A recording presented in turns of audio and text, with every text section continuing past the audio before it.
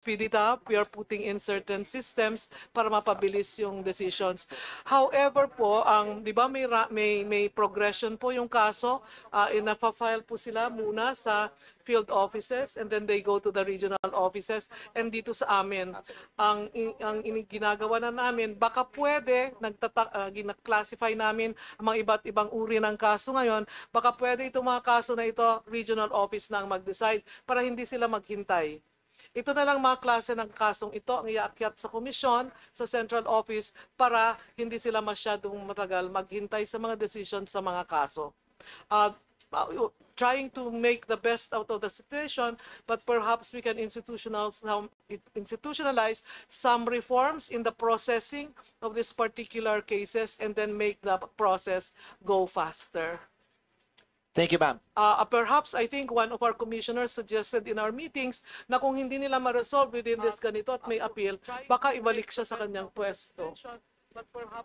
Yes, because pag mahirap po kung walang sweldo po. So, maraming salamat po. Naranasan ko na po yung walang sweldo. Hindi po yata kasi may kakayahan kagaya niyo po. Hindi po. Thank you very much, Wala na rin pong nag-e-employ ng matanda sa gobyerno.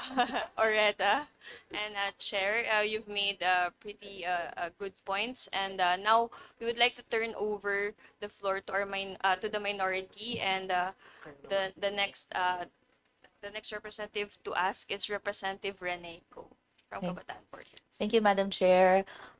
Thank you very much for your presentation earlier, the Civil Service Commission. My first line of questioning po in relation po siya sa Sangguniang Kabataan. Dahil po kung i-review natin, sabi ng RA 11768, no, Section 16, Paragraph 7, na SK officials should be entitled to the appropriate civil service eligibility based on the years of service pursuant to rules and regulations promulgated by the CSC.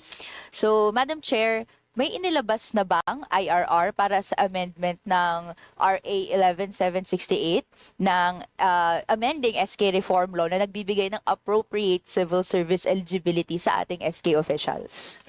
It was part of our presentation, ma'am, na meron ng ibinigay na eligibility para sa mga SK officials, whether they are elected or they are appointed. So kasali po dito, hindi lang yung mga na-elect na officials, kasama na rin po yung mga appointed na secretary at saka treasurer.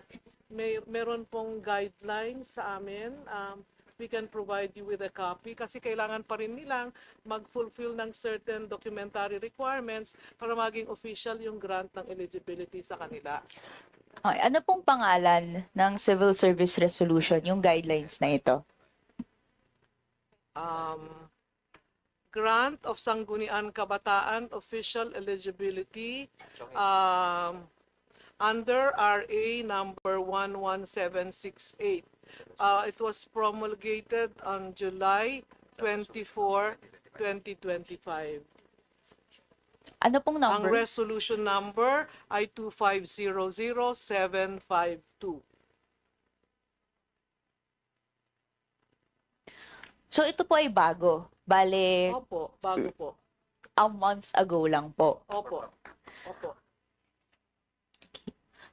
Hanggang kanino lang po ito napaikot? Dahil po, pagka kinakausap po namin ang Sangguniang Kabataan, ito po yung laging tanong nila, nasan na po yung guidelines? Dahil po ilang taon silang nagserbisyo bilang SK, and actually itong batas na po ito, 2022 pa. So yun po yung unang tanong ko. I think hindi ko pwedeng sagutin kung bakit nagtagal. Kasi kararating ko rin po sa Civil Service Commission noong Nobyembre. Actually, hindi pa nga ako nagsimula kasi ko-confirm ko lang. Alam ko po itong sitwasyon na ito kasi dati po akong kasama sa Kabataang Barangay, the predecessor of the Sangguniang Kabataan. We did not have that. The SK has it. The SK has salaries. We didn't have that. But at the end of the day, we are going to ensure na itong pinapabilis namin. Actually, kaya nga napabilis ng first quarter ng ng 2025 para maihabol dahil kinikilala ng Civil Service Commission ang kahalagahan nitong eligibility na ito para sa ating SK officials. Para kasing bungi, binigyan mo ng special eligibility ang mga sanggunian members, binigyan mo ang barangay, pero yung SK hindi mo binigyan kaagad. Hindi ko alam kung anong naging dahilan nila noon kung bakit naantala, but we are hoping to facilitate these kinds of policies.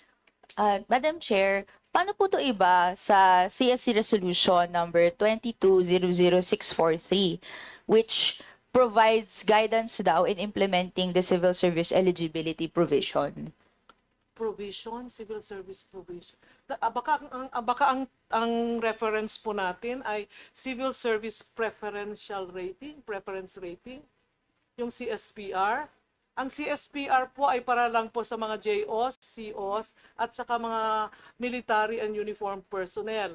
Ito po yung mga kailangan pa rin kumuha ng exam para magkaroon ng eligibility. Doon po sa SK, grant na po yan. Hindi na kailangang mag-exam. Sa CSPR, kailangan pa rin lang mag-exam, pero bibigyan sila ng dagdag na 10 puntos para makarating sila sa 80 points, which is necessary kasi passing grade yon sa exam so that they can have an eligibility. Yes po, eligibility po yung mean ko dahil po ang sabi sa atin, CSC Resolution number 2200643 implements the civil service eligibility provision in RA 11768.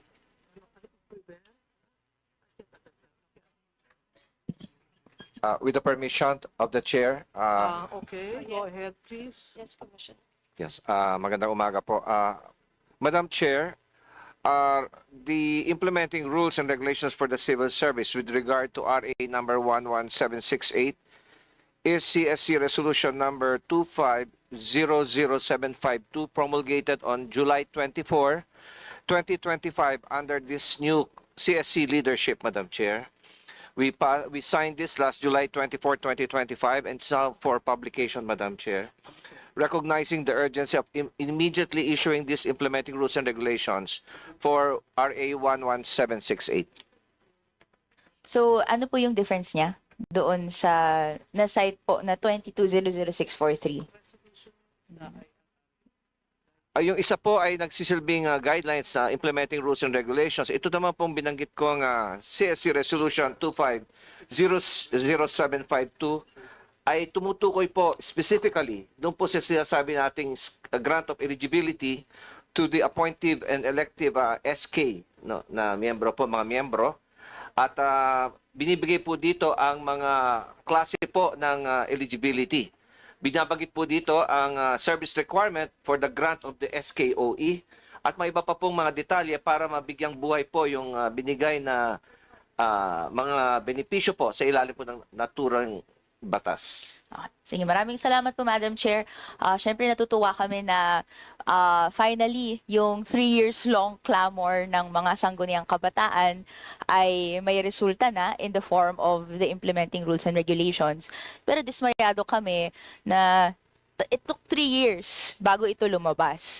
Dapat sana nailabas na agad yung guidelines ng 2022 pa lang para mas marami ng mga SK ang maka-avail agad. Deserve naman kasi nila na mga SK nag-aral ng trabaho nila, naglingkod sa extended terms at mabigyan ng karampatang pribilehiyo na nakasabatas naman. So siguro yung next question ko po, yung mga SKs na naglingkod from 2018 to 2023, can they avail of the civil service eligibility? Maliwanag po, may retroactive application po ito para sa benepisyo po ng mga nasa SK po. At doon naman po sa mga nabanggitan nung nakaraan, bago po kami umupo, ang alam po namin ay nag-google po ng sapat na panahon ng komisyon para konsultahin po ang local government units at iba pang mga sektor ukol po sa implementasyon ng batas na ito. Prioridad po ito kaya pagkaupo po namin, isa po ito sa una naming pinasa noong July nga po, Madam Chair. Thank you very much po. Sana ma-consider natin nga na since the law was signed into law 2022 pa lang, edi sila ang mga dapat nakabenepisyo dito ay makabenepisyo pa rin. makakaasa po kayo ng retroactivity ng batas ng mga IRR po ito at ang aming pong resolution para po sa lahat ng nasa SK po. Okay. Salamat po. Thank you very much. Yung next line of questioning ko po is in relation po doon sa employment of K-12 graduates in civil service. Mula nang nailabas niyo po ang revised education requirements for first-level positions in government, para maging legal ang pagpasok ng K-12 graduates diretso sa trabaho sa gobyerno, may data na po ba kayo kung ilan ang mga K-12 graduates na sa buong workforce ng civil servants?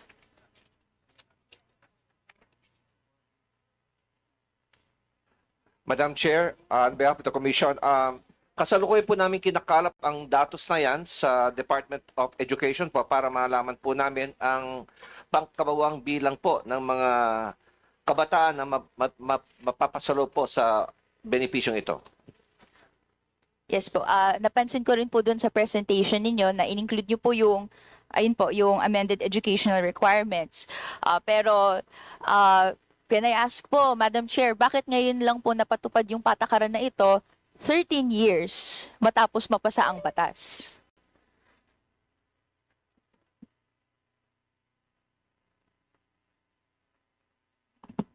Masasabi po namin na nagugol din po ng sapat na po ng mga ang komisyon po no sa pamamagitan ng mga dati pong pamunuan para matiyak po na maayos ang implementasyon ng benepisyong ito para sa mga estudyanteng ito. Ngunit sa kasalukuyan naman po ay naipalabas na po ito ng kasalukuyang pamunuan.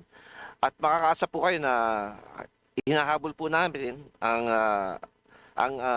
pag-implementasyon po ng batas na yan para mabigyan po ng benepisyo ang mga kabataan. Under the new leadership po. Sige, okay, sige po. Maraming salamat po. Pero kahit sa kasalukuyang amendment po, paano kaya pwedeng ma-promote sa higher positions yung K-12 graduates from entry-level jobs? Dahil po yun po, di ba, ang binukas po sa mga K-12 ay makakakuha ng mga trabaho agad at pwedeng maka-avail ng mga ito sa mga, pagkatapusin lang yung mga karampatang mga kurso. May response po ba, Madam Chair?